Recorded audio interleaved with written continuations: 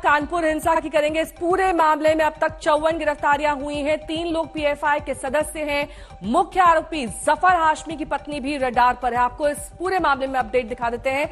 54 लोगों को कुल गिरफ्तार किया गया है। 2 ऐसे पोस्टर हैं जो पूरे शहर में चस्पा कर दिए गए जिसमें आरोपियों के चेहरे हैं। पुलिस ने 46 आरोपियों के पोस्टर जारी कर दिए हैं। ये सर्विलेंस के आधार पर तस्वीरें निकाली गई हैं आरोपियों की, जिन्हें पोस्टर पर लगाया गया है।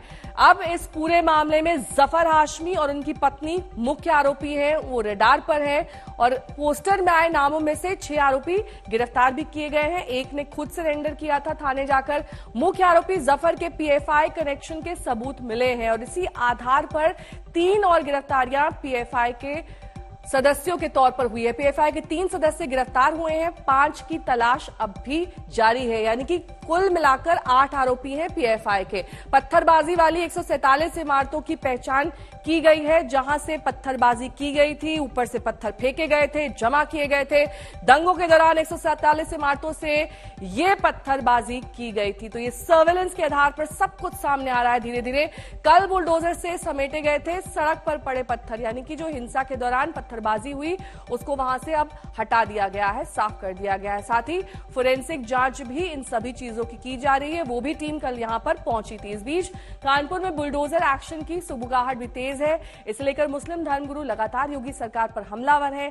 कल मौलाना तौकीर रजा ने भी प्रेस कॉन्फ्रेंस में ऐसे ही हमले किए। बुलडोजर अगर जज है तो फिर अदालतों को खत्म कर दीजिए। किसी ने जुर्म किया है उसके खिलाफ एफआईआर होनी चाहिए, उसकी गिरफ्तारी होनी चाहिए, उसको जज के सामने पेश किया जाना चाहिए। कायदा ये है, संविधान ये कैसा है। बाकी किसी के खिलाफ कोई शिकायत आ गई, आपने मान लिया कि ये मुजरिम है और उसके घर पे बुलडोजर चला दिया, ये अन्याय है। ये अन्याय किसी भी कीमत पे बर्दाश्त नहीं किया जाएगा। कह रहे हैं बच्चे हैं, नादानी कर जाते हैं, तो उनके संग इस तरीके की कार्रवाई नहीं करनी चाहिए, बुलडोजर नहीं चलाना चाहिए। जिसने नादानी की है, जिसने अपराध किया है, उसको सजा मिलनी चाहिए। उसका कोई समर्थन नहीं किया जा सकता। लेकिन जिसने गलती नहीं की है, जबरदस्ती उसको मुजरिम बना देना, मुजरिम बना देना, ये अन्याय है। मैं हुकूमत से भी अपील करता हूँ, डीजीपी साहब से भी मुलाकात करूंगा, उनसे भी ये अपील करूंगा कि न्याय होना चाहिए, अन्याय नहीं होना चाहिए जिसने अपराध किया है। क्योंकि ताली एक हाथ से नहीं बजती है, लेकिन एक हाथ को वहां पर हथकड़ी पहनाई जा रही है, दूसरा हाथ आजाद छोड़ा हुआ है, ये अन्याय। संतोष शर्मा मेरे सहयोगी इस वक्त तमाम जानकारी के साथ सीधे कानपुर से जुड़ रहे हैं। संतोष, देखिए, मौलाना तौकीर रजा ये कह रहे हैं कि निर्दोषों को पुलिस गिरफ्त में ना ले, लेकिन ऐसे ही कई निर्दोष हैं जिनके परिवार वालों ने भी यही आरोप लगाया था कि वो निर्दोष है, लेकिन सीसीटीवी फुटेज में बकायदा उनका चेहरा दिखाई दे रहा था और ये सारे एविडेंस और साक्ष्य पुलिस ने दिखा दिए ताकि उन पर उंगलियां ना उठ सके। इस तरह की कार्रवाई अब आगे भी की जा सकती है ताकि पुलिस प्रशासन पर कोई उंगली ना उठे। देखिए, मौलाना तौकीर रजा ने कहा कि निर्दोषों को न जेल भेजा जाए। यही बात तो पुलिस कमिश्नर भी कह रहे हैं कानपुर के।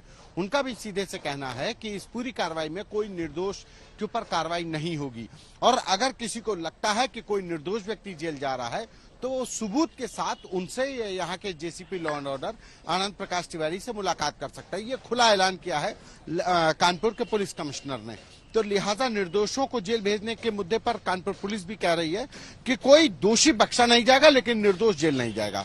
अब नेहा जी, हम एक तस्वीर आपको अलग दिखाते हैं। हम इस समय पर उस सड़क पर मौजूद हैं जहां पर शुक्रवार को हिंसा हुई। ये चंद्रेश्वर हाता है।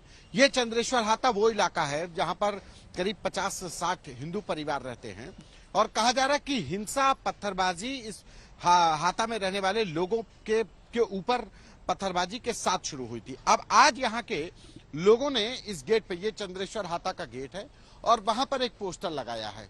पोस्टर पर नरसिंह भगवान की तस्वीर है और पलायन नहीं पराक्रम करेगा, यानी पलायन नहीं पराक्रम करेंगे। साफ है कि यहाँ के लोगों ने तय किया है कि अब हम इस जगह को छोड़कर नहीं जाएंगे। दरअसल पहले दिन से यहाँ के परिवारों का आरोप है कि इस पूरे बेकनगंज इलाके, नई सड़क का ये इलाका है बेकनगंज थाना क्षेत्र का, इनका ये आरोप है कि यहाँ के आसपास जो दूसरे समुदाय के संप्रदाय के लोगों ने आसपास के हाथों को, इलाकों को खरीद लिया है, बस्तियों को खरीद लिया है और वहां पर ऊंची ऊंची इमारतें बनाई जा रही हैं। और जब भी यहाँ पर कोई ऐसी बात होती है, संवेदनशीलता बढ़ती है, दंगा फसाद की बात आती है, तो सबसे पहले इन परिवारों को निशाना बनाया जाता है और अक्सर इनके साथ विवाद होता है। कोशिश इस बात की होती है, आरोप ये लोग लगाते हैं कि यह कोशिश हो रही है कि ये हिंदू परिवार यहाँ से छोड़कर चले जाएं। यही वजह है कि इन लोगों ने साफ तौर पर लगाया है कि पलायन नहीं, पराक्रम करेंगे। यानी कि अब हम यहाँ छोड़कर नहीं जाएंगे, यहाँ से हम लड़ाई लड़ेंगे, बहादुरी के साथ लड़ेंगे। ये आज यहाँ के लोगों ने ये पोस्टर लगाया है। ये अपने आप में बता रहा है कि यहाँ के लोग जो पहले दिन से कह रहे थे, अब वो आर पार के मूड में आए हैं कि हम यहाँ से छोड़कर नहीं जाएंगे। वजह भी साफ है कि यहाँ से कई पुश्तों से, मतलब पिता, दादा, परदादा वो यहीं पर रह रहे हैं। कई हमने जब यहाँ पे ग्राउंड रिपोर्ट किया तो कई ऐसी महिलाएं मिली जो 80 साल की हैं, वो यहाँ पे शादी होकर दुल्हन बनकर आई थी। तो उनके लिए यहाँ पे एक अपनी उनकी संवेदनशीलता जुड़ी है, उनकी भावनाएं जुड़ी हैं, लिहाजा यहाँ के लिए ये जगह उनके लिए बहुत अहम हो जाती है। लेकिन इन लोगों का आरोप है कि ऊंची इमारतों से जो पथराव हुआ वो इसीलिए हुआ ताकि यहाँ के लोग परेशान होकर शहर के दूसरे हिस्सों में चले जाएं और ये पूरा हाथा करीब 50 से 60 बहुत बहुत शुक्रिया संतोष इस तमाम जानकारी के लिए आपका।